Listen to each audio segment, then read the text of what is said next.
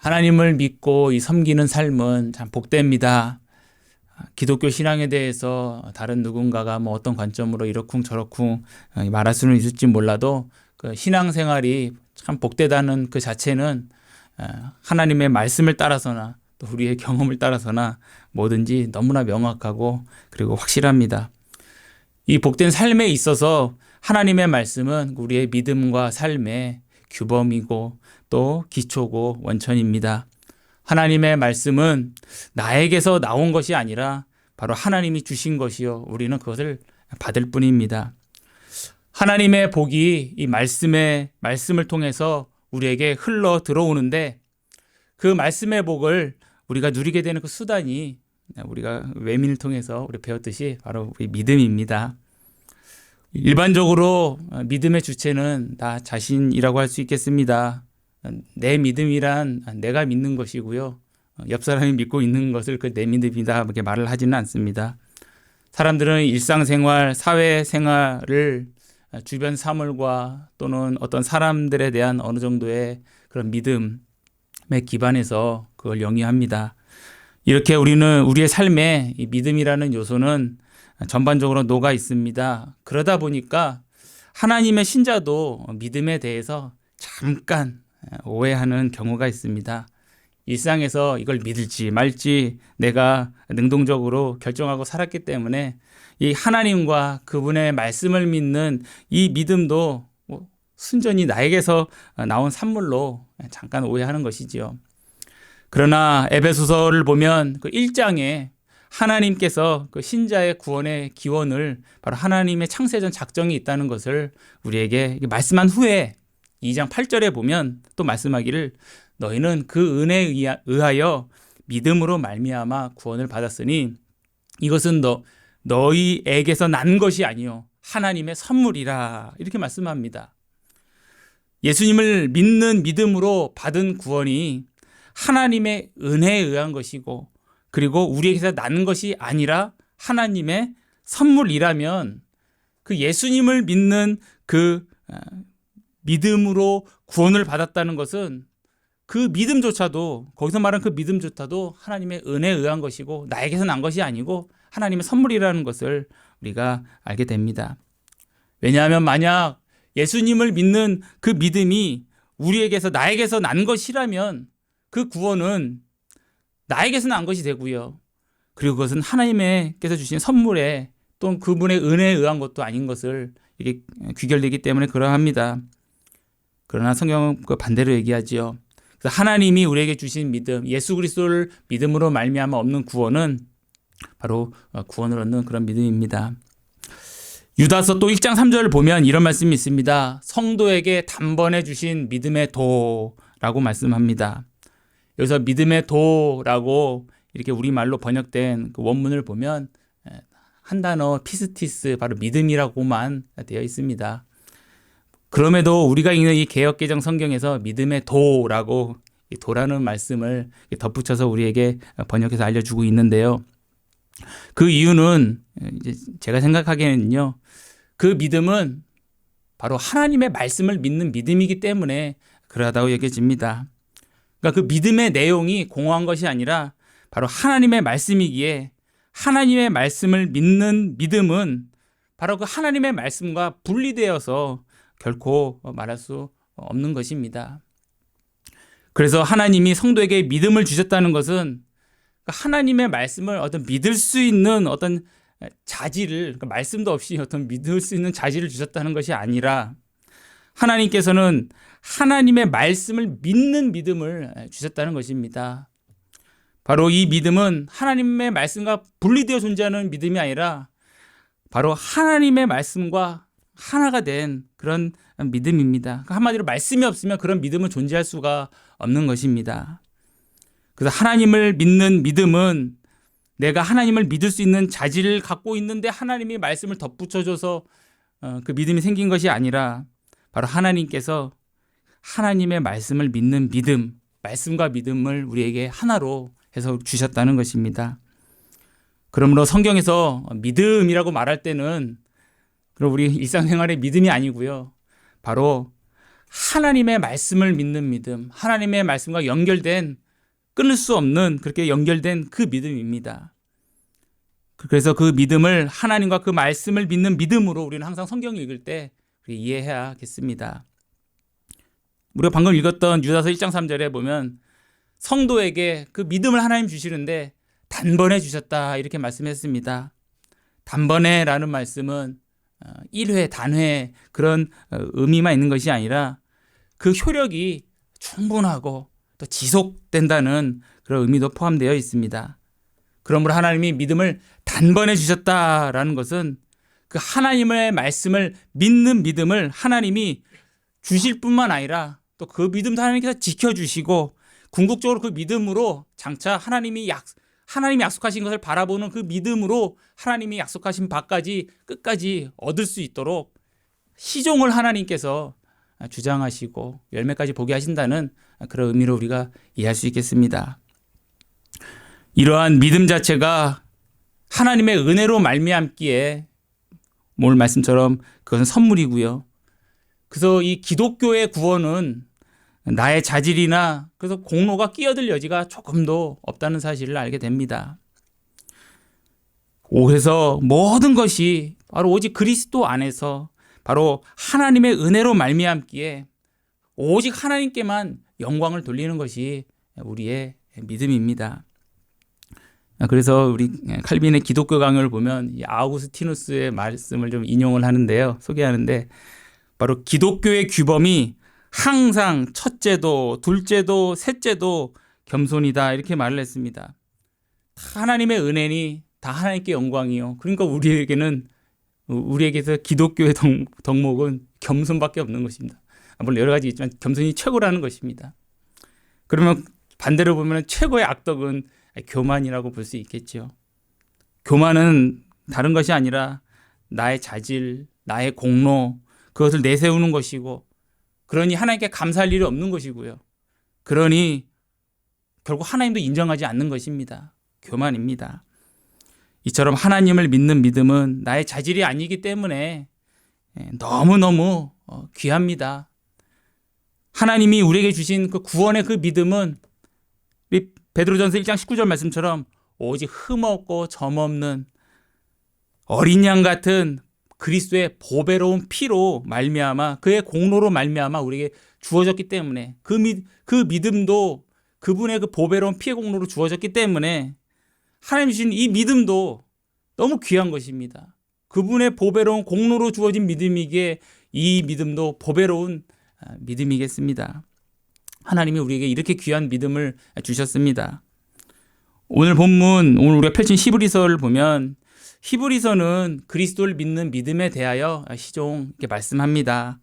그 중에서도 오늘 본문의 문맥은 다음과 같습니다. 히브리서 10장 38절 우리가 읽은 본문은 아닌데 앞에 있는 38절 보면 하박국 말씀을 인용합니다.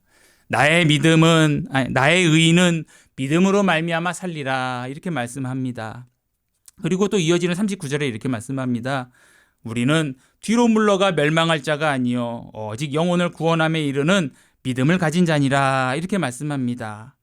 그러니까 이 땅에서 이 그리스도를 믿는 믿음으로 구원을 받은 성도인 우리가 이 천성에 이르기까지는 이제 믿음의 여정을 가는데 그 믿음의 여정을 가는 동안 인내가 요구된다는 것입니다. 믿음의 길인데 그 과정에 인내가 필요합니다. 근데 우리에게 그 믿음을 주셨는데 그 믿음에는 그 인내가 포함이 되어 있다는 것입니다. 하나님께 믿음 주신 하나님이 인내도 주신다는 것입니다. 이런 문맥 가운데 오늘 본문이 있습니다. 하나님이 주신 믿음은 우리로 하여금 우리가 아직 누리지 못하고 지금 믿음으로만 바라보고 소망하고 있는 그것, 뭐 구원의 완성이라고도 볼 수 있겠죠. 그것을 우리로 하여금 알게 하고요. 그 믿음으로 또 그걸 소망하게 하고 그리고 거기에 이르기까지 우리로 하여금 또 인내도 하게 하나님께서 하십니다. 이렇게 그리스도를 믿어서 구원에 이르는 믿음에 인내가 포함이 되었다는 이런 관점으로 오늘 본문 11장 1절을 우리가 한번 보고자 합니다. 1절 말씀을 보면 믿음은 바라는 것들의 실상이요 보이지 않는 것들의 증거니라고 말씀합니다. 이것은 믿음에 대한 어떤 전체적인 정의를 내리기보다는 아까 제가 말씀드렸던 믿음의 인내라는 측면에서 오늘 믿음에 관하여 말씀하는 것이다라고 여겨집니다. 1절 말씀 이해하기 위해서는 먼저 좀 전제가 필요하다고 여겨집니다. 성경적인 전제가 하나 필요한데요. 바로 이 믿음은 아까 처음에 말씀드렸듯이 하나님의 말씀을 믿는 그 믿음입니다. 즉 그리스도를 믿는 믿음을 말하는 것입니다. 세상에서 말하는 일반적인 믿음이 아니고요. 하나님의 말씀, 즉 그리스도를 믿는 그 믿음을 말합니다. 그래서 또 바라는 것들이라고 오늘 말씀한 거는 우리가 임의대로 뭐 원하고 소원하고 꿈꾸는 그것을 말하는 것이 아니고요. 하나님이 그리스도 안에서 우리에게 약속해 주신 그런 복을 의미합니다.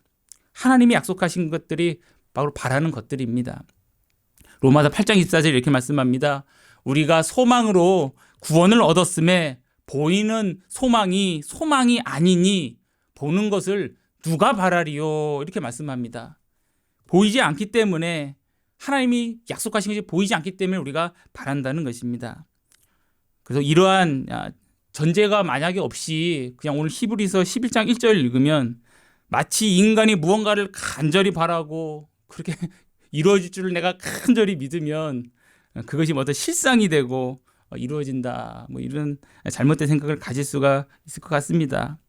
여기서 믿음은 말씀드렸듯이 그리스도 안에서 하나님의 약속의 성취를 믿는 그 믿음이고 바라는 것들은 하나님이 그리스도 안에서 우리에게 약속해 주신 것들, 또 구원의 완성을 비롯한 영적인 복들로 우리가 그렇게 이해하면 되겠습니다. 그래서 오늘 믿음은 바라는 것들의 실상이요라고 할 때 이 실상이라는 말로 번역된 성경 원어를 보니까 휘포스타시스라는 말입니다. 이게 어원적으로는 밑에서 뭐 받치다 뭐 이런 의미가 있더라고요. 쉽게 말하면 뭐 어떤 것의 어떤 기반 이렇게 개념을 잡는 것 같습니다. 이런 점에서 오늘 개역성경에서 실상이라고 우리에게 번역된 것들 그런 맥락에서 우리가 이해하면 좋을 것 같습니다. 무슨 실상이라는 말은 실제 상태 또는 어떤 내용을 의미하는데요.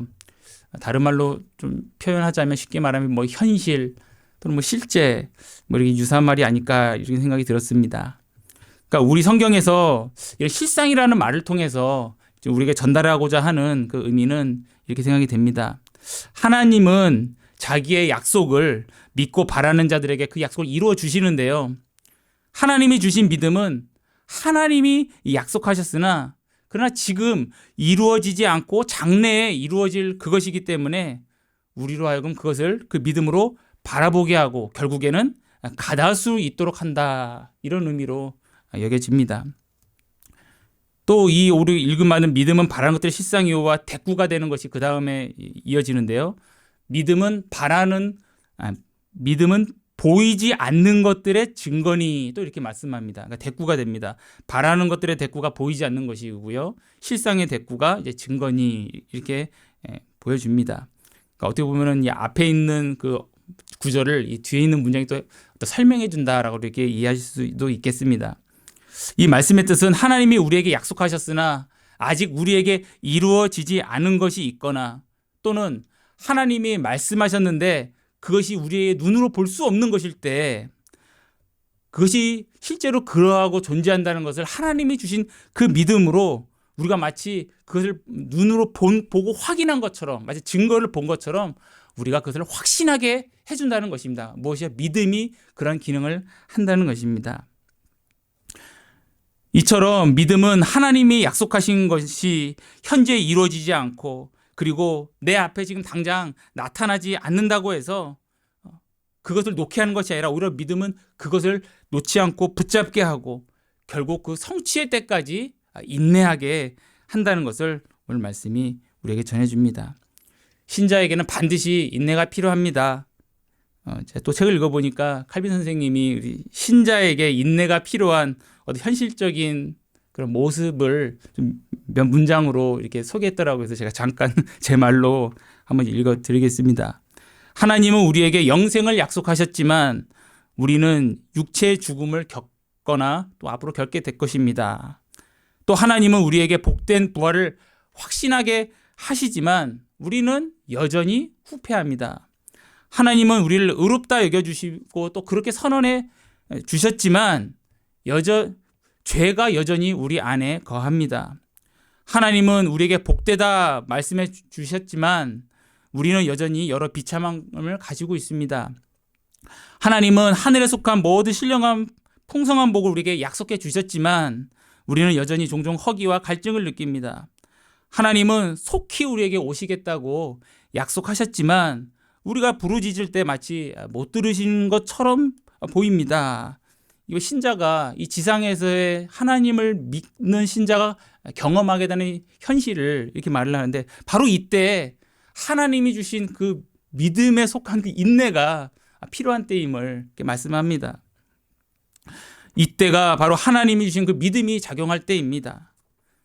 하나님이 우리에게 구원 얻는 믿음을 주셨습니다. 그래서 우리는 그 믿음을 사용해야 합니다. 그 믿음으로 하나님 약속하신 것을 신실하게 이루시는 하나님을 우리는 바라봐야 합니다. 그리고 그 하나님 그 주신 믿음으로 하나님이 약속하신 그 약속을 말씀을 통해 다시 한번 읽고 우리의 마음에 새겨야 합니다. 또 믿음이 약하면 그 믿음을 하나님께서 도와주시도록 또 간구해야 합니다. 왜냐하면 하나님의 약속하신 것을 얻기까지 신자의 삶 가운데는 인내가 필요하기 때문에 그러합니다. 하나님은 그래서 하나님의 자녀들에게 믿음을 주실 때 그 믿음에 인내까지 포함시켜서 우리에게 주셨습니다. 하나님이 믿음을 주신 하나님은 그 약속의 성취를 기다리는 그 인내도 같이 주십니다. 믿음을 주신 분이 인내도 주시는 것입니다. 그래서 우리가 이런 현실 가운데서 믿음으로 하나님이 약속하신 것을 우리가 여전히 바라고 또 그것을 확신하고 또 살아있는 믿음으로 하나님 주신 그 믿음으로 우리가 예배를 드리며 또 우리가 살게 하나님께서 도와주십니다. 우리가 이렇게 믿음이 필요한 이런 현실을 우리가 닥치게 될 때 하나님께 우리가 은혜를 꼭 구하고 믿음을 구해야겠습니다.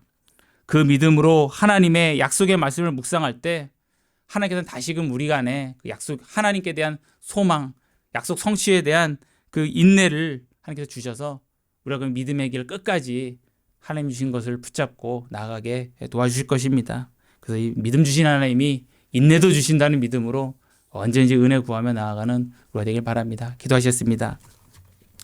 거룩하고 자비로우신 하나님 아버지, 우리가 주 예수 그리스도를 믿는 믿음으로 구원을 얻고 또한 우리가 장래에 이루어질 그 큰 영광을 중한 것을 또한 바라고 소망하게 하시니 감사합니다.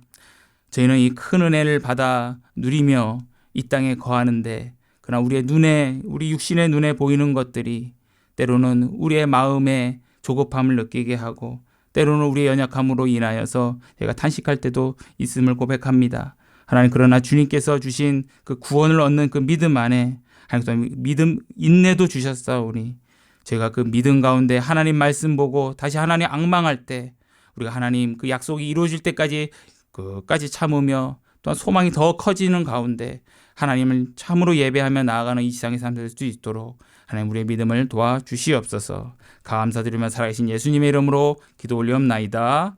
아멘.